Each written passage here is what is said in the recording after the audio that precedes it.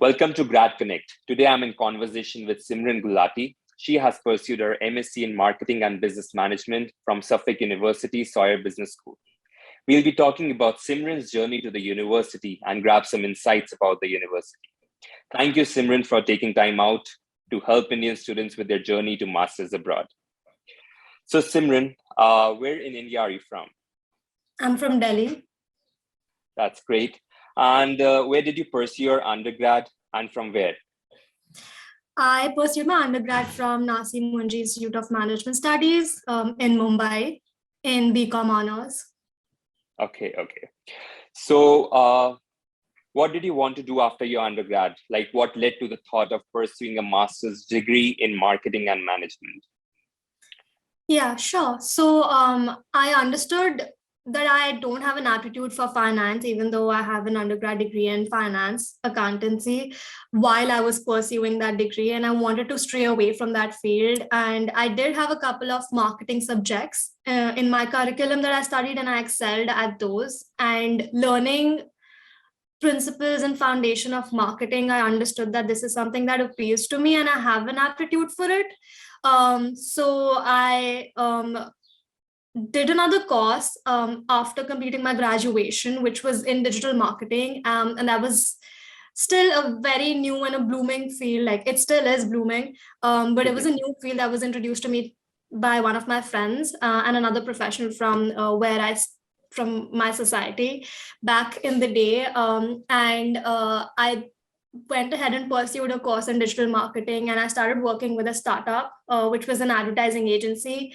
And I did want to do that. I did not want to directly go for higher education. I wanted to get some professional experience. So when I do go for my higher education, I'd have some practical knowledge and I'd know what the professors are talking about and how I can apply this knowledge in the practical world. And it's not just theoretical for me.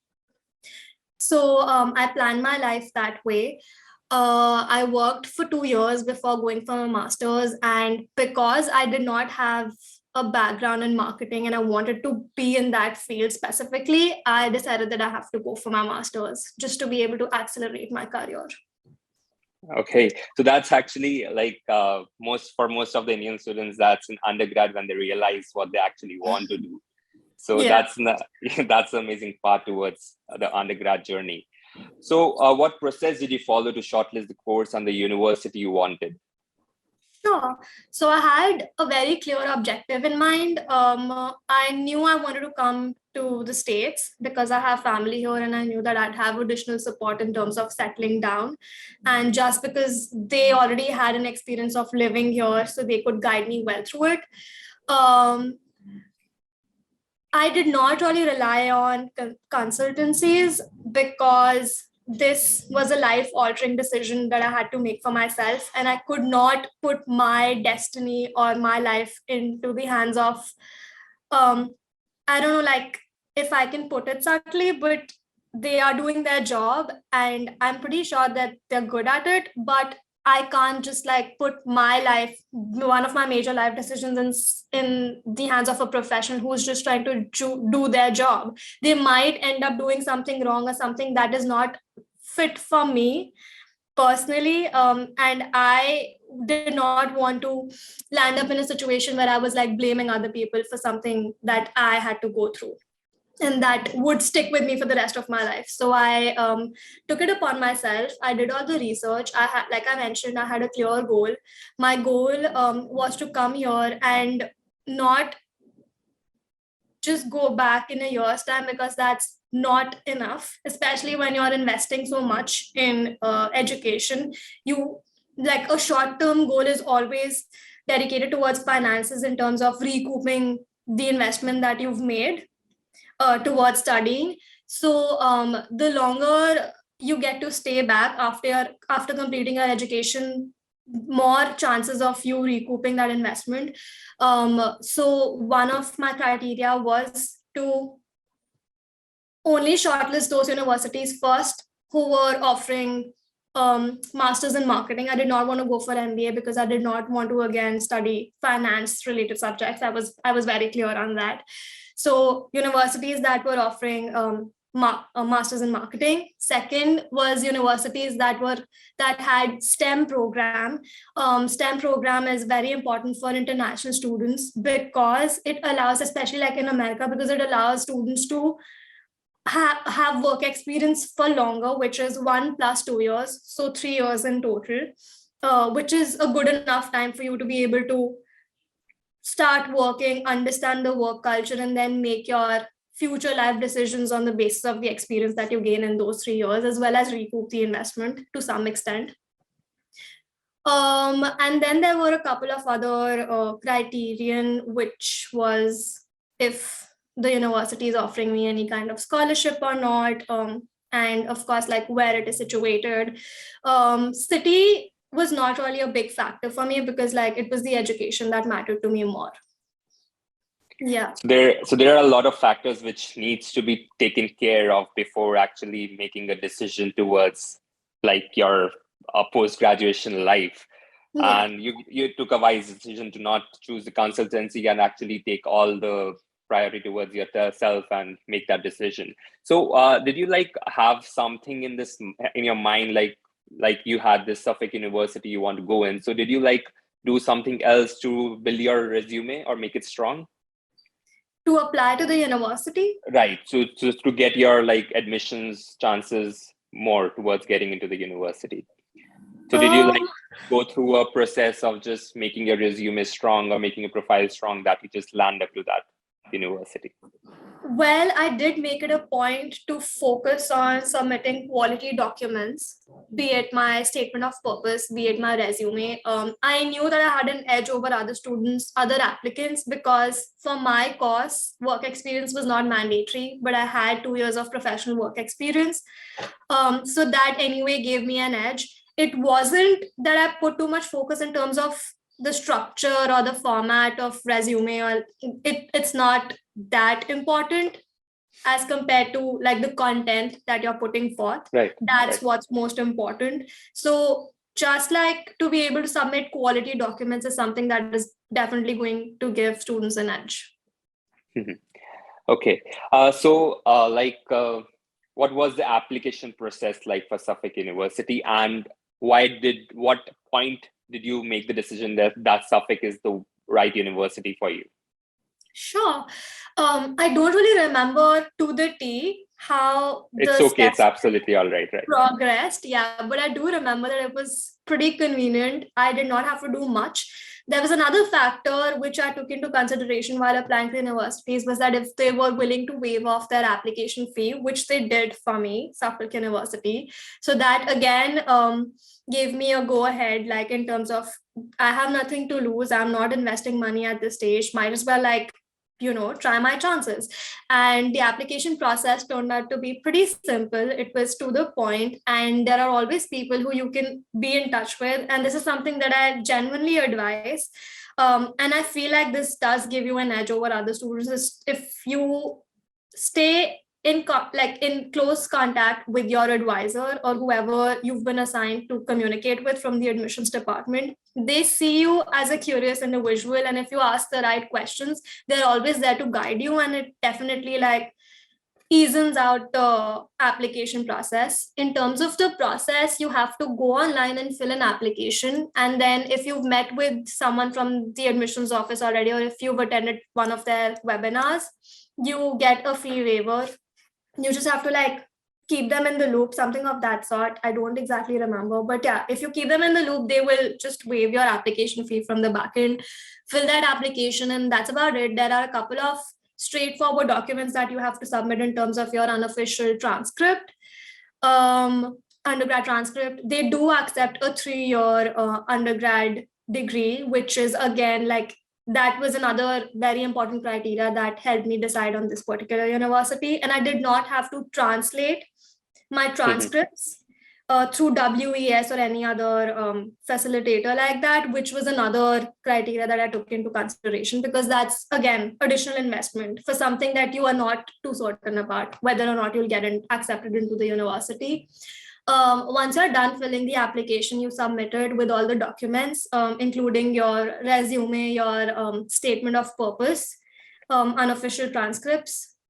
And I think that's about it. And another edge that you can get by staying in close contact with people from the colleges, you can ask for references. Like you can ask for SOP references from them, Okay. and they will give Mhm. you references. And those references are typically in a format which the university likes and appreciates.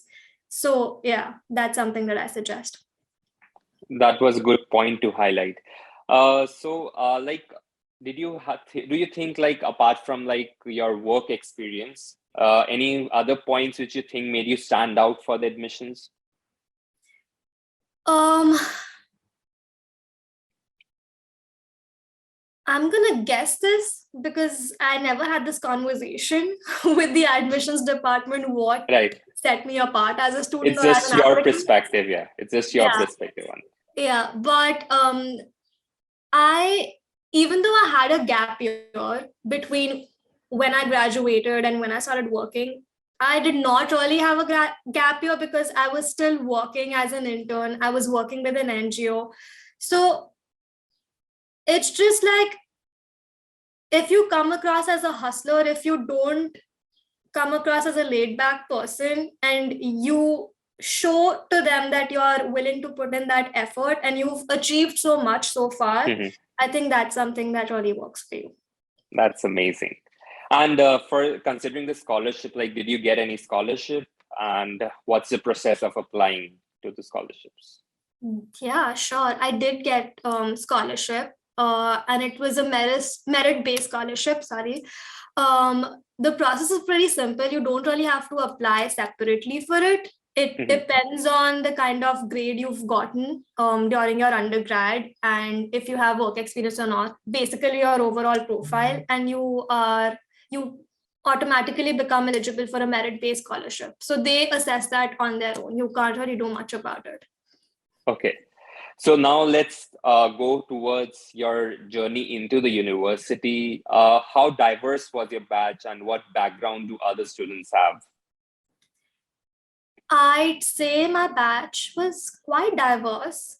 We had people, firstly, from all across the world, and I consider myself lucky that I was able to make friends from all across the world. I have friends from Vietnam, friends from Korea, friends from the States, of course, like everywhere. So that's pretty cool because you get to learn a lot.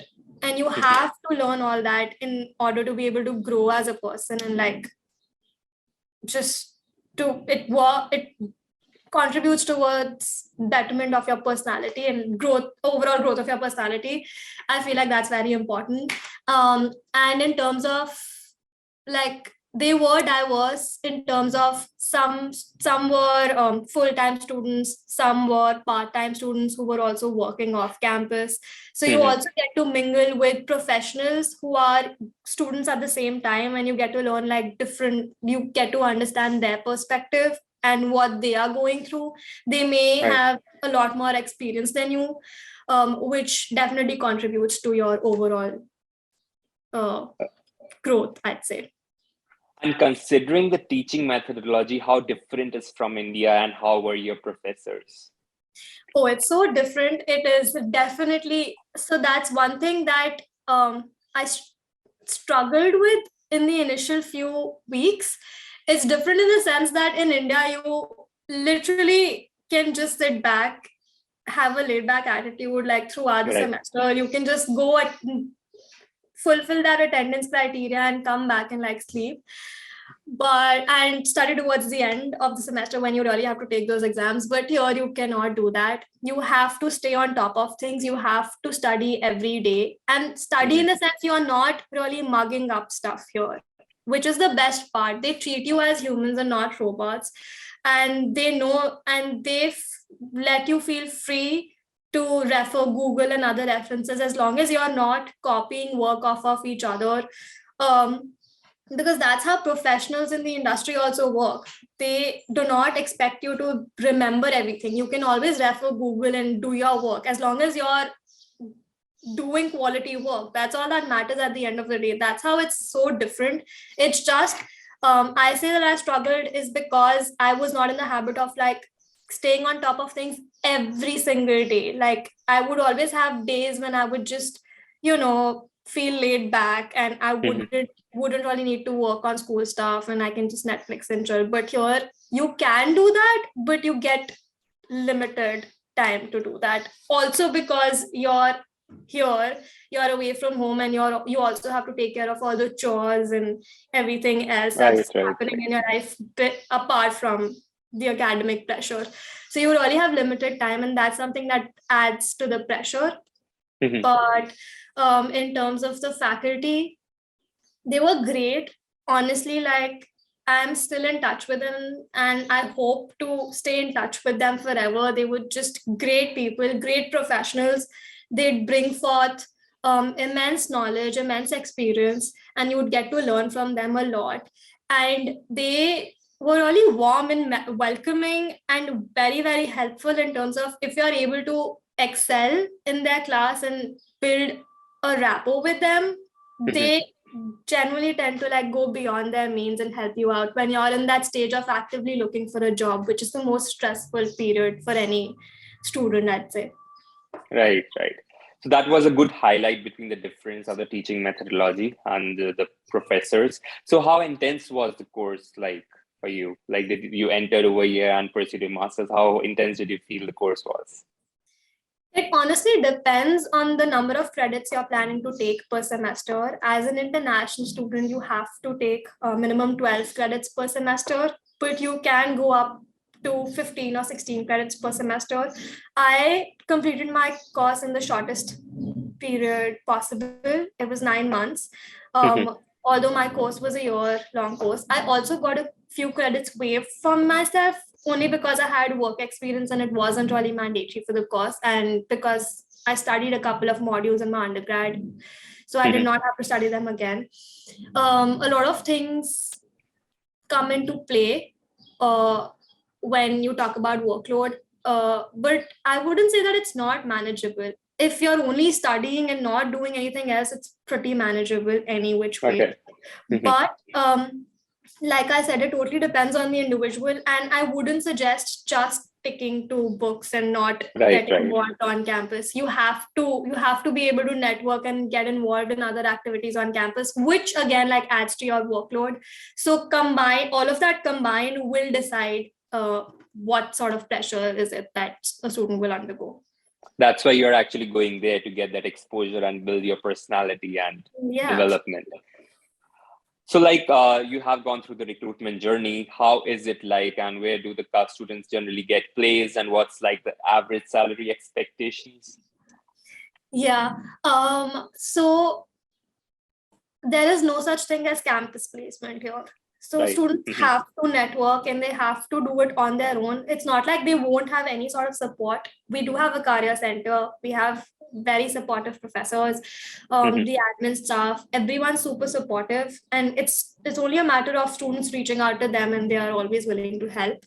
But in the end, it always comes down to like the kind of efforts the student has put in to the process and how much they are willing to put themselves out there.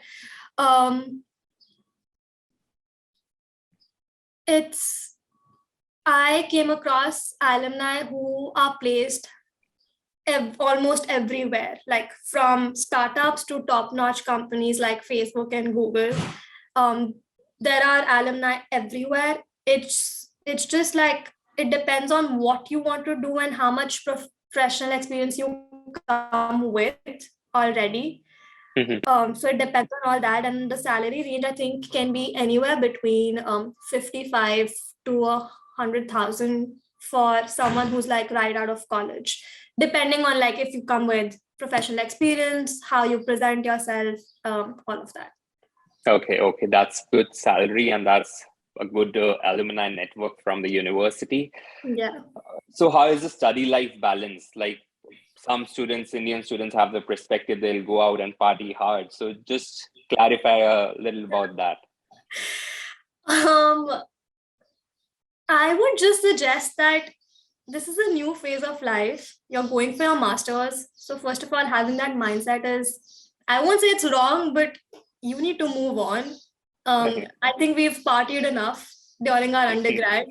So it's already time to move on. And when you come here, you sense that like it's in the environment. Everyone is goal oriented, everyone's ambitious. Otherwise, they wouldn't be they wouldn't be investing so much money and putting in so much of effort just to be able to like come here and party. Like you're living Right. on your own, you're doing all the house chores, which is a big transition, especially for Indian students. And you're doing all that just to party. Like I don't think that's the right mindset to have, firstly. Second of all, if you do really like it's very, very important for you, I wouldn't say that that life is non-existent, that part of your life. We do have a lot of social events on campus. There is a committee called GSA, Graduate Student Association, which makes sure that every few weeks all students are able to get together, drinks and food are on the house, people get to mingle.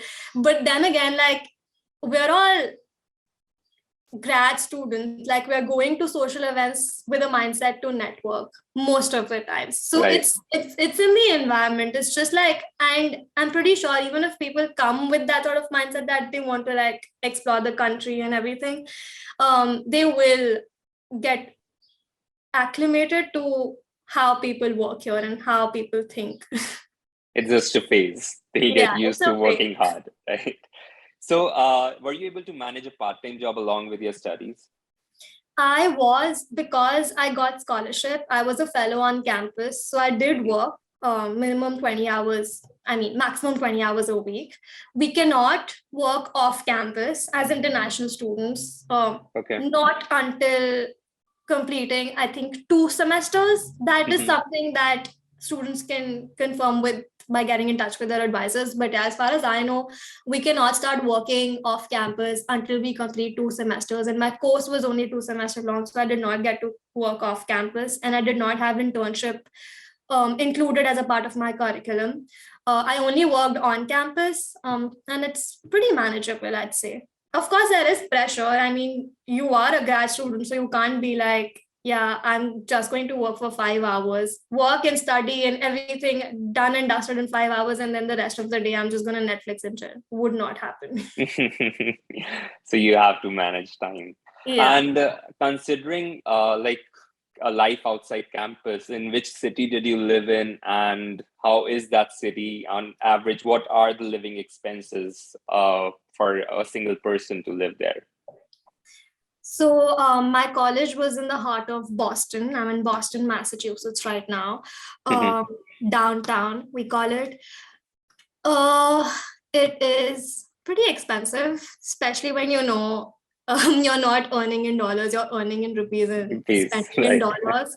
It's pretty expensive. It ranges anywhere between 1,100 to $1,500, depending on if you have a car, how are you commuting, what sort of food intake you have, all sorts of stuff. But like, yeah, on an average, you will find places to rent in the range of say 700 to anywhere between, I guess, 1,100.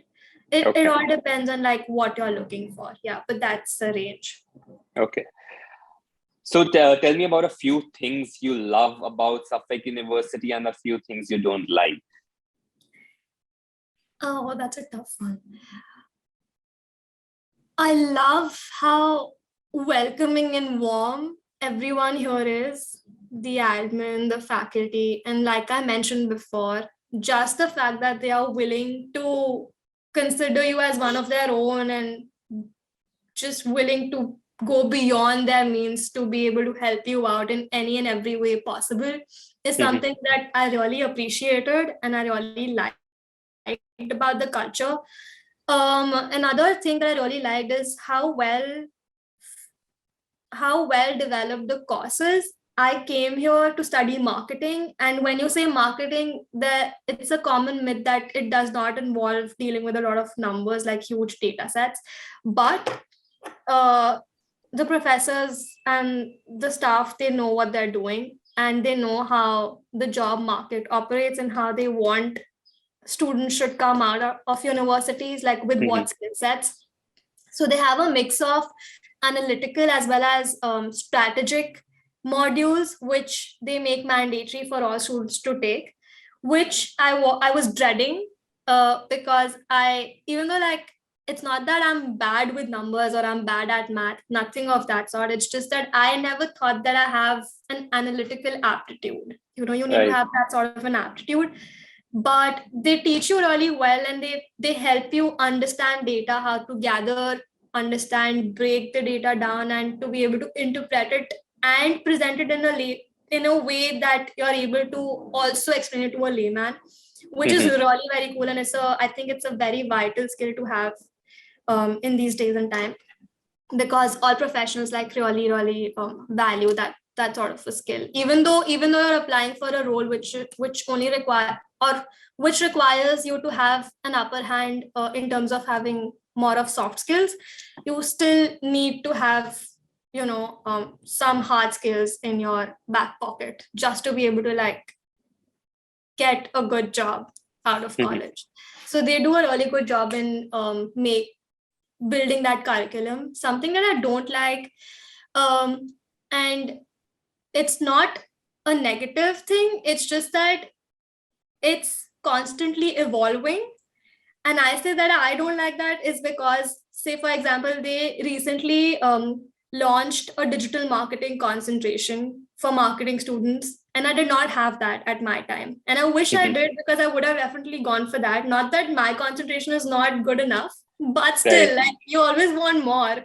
So Right. in that sense, like, it's constantly evolving. So like every student who graduates feels like, oh no, like this was not there at my time, why was this not there? So that.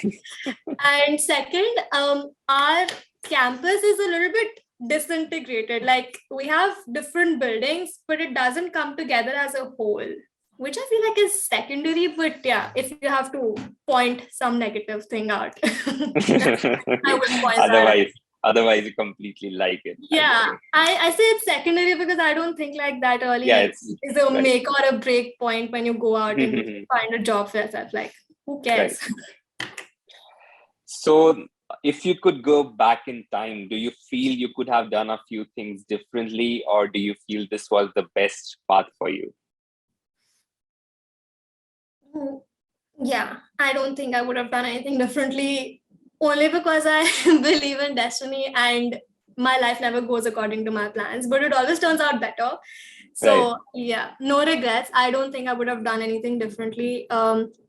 If anything, I did do this from day one because I knew that it's very important, but it depends on like the steps you take towards building your own network. uh, if you like start reaching out to people on LinkedIn from day one, I think that's going to be beneficial, because I started doing that, but I started doing that after my first semester, actively after my first semester, because first semester I took time to get adjusted in this new environment, in the new country and everything. But I just say, like, don't take things like lightly and start like right off the bat. Thank you for the advice. So, okay, what are your future aspirations now as you have completed the course? I'm not someone who thinks long term. I wouldn't know what I'm supposed to do 5 years down the line. Also, because, like I mentioned, my life never goes according to my plan. So I wouldn't say I've stopped planning, but I've stopped planning for like far future. But in the near future, I very soon will start working, and that's my goal. I just want to excel at what I do. And ultimately get sponsored. That's nice. So where will you start working? I will start working at an advertising agency. That's nice. That's amazing. Yeah. So any last advice for the students who want to pursue masters at Suffolk University? I would just like to say to students that they should not be afraid to take initiative. Be ready to take initiative, and do not be afraid to ask questions. Ask questions, and I'm pretty sure you can make things happen for yourself, because that's what I did for myself. That was a wonderful advice in just one line. Okay, now one last question. I would say, if you would have known GradRight in your journey to the masters abroad, do you feel your journey would have been a bit simpler? I think so because, like I said, I did not really rely on other consultancies um, to be able to gather data about different universities because I wanted to do it all right. But it does take a lot of effort and time, especially like when you're going through this process while you're working full time or some other thing is happening in your life. It becomes really tiring, and sometimes you tend to give up just because like there's no external motivational factor. But if you're in collaboration with, say, GradRight, and GradRight presents to students collected data from like across universities, data that is really helpful and beneficial and something that every student should keep in mind while making that final decision. It's pretty helpful. And I also, so I think this is my personal opinion, I do not like to rely on consultancies which do not charge an upfront fee, only because I feel like they're biased towards universities who they are getting commissions from. Right. If there is an upfront fee, I feel like that's better because at least like we've already given a fee, so they will give us the right guidance, and that guidance will not be biased. That's right. That's right. Okay, thank you, Simran. I know a lot of Indians will benefit from the insights you have shared today. It was wonderful experience talking to you. All the best for your journey ahead. Thank you for your time. Thank you.